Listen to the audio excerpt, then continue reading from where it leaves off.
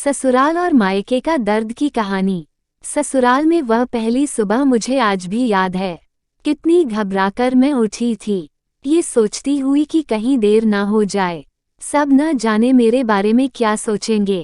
केवल एक रात ही तो नए घर में कटी थी और इतना सब कुछ बदल गया, जैसे आसमान में उड़ती चिड़िया को किसी ने मोती के लालच देकर पिंजरे में कैद कर लिया हो। शुरू के कुछ दिन तो यूं ही गुजर गए। एक दिन हम बाहर घूमने गए।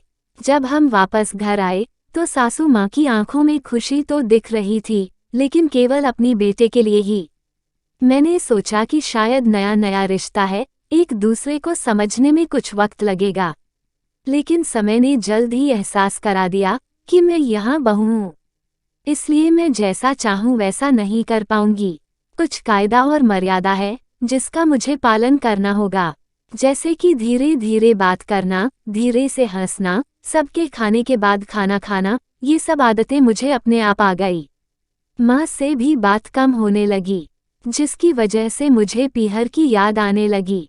ससुराल में पूछने पर कहा गया कि अभी नहीं, कुछ दिन के बाद जाना।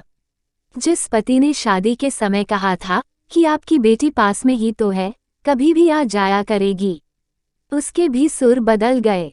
अब मुझे धीरे धीरे ये समझ में आ गया था कि शादी कोई बच्चों का खेल नहीं है। इसमें केवल घर नहीं बदलता, पूरी जिंदगी बदल जाती है। अब मैं कभी भी उठकर अपने पीहर नहीं जा सकती, यहाँ तक कि पीहर वालों को भी मुझसे मिलने के लिए पूछकर आना पड़ता है। पीहर में जोर जोर का हंसना, कभी भी कहीं भी चला जाना, रसोई में से कुछ भी उठाकर खा लेना, अपनी मर्जी का करना, ये सब यादें बनकर रह गई।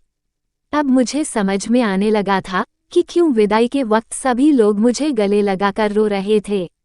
असल में मुझसे दूर होने का एहसास उन्हें हो रहा था, लेकिन एक और बात थी जो उन्हें अंदर ही अंदर परेशान कर रही थी, कि अब जिस सच्चाई से मुझे इतने दिन दूर रखा गया है, वो सच्चाई मेरे सामने आने वाली थी।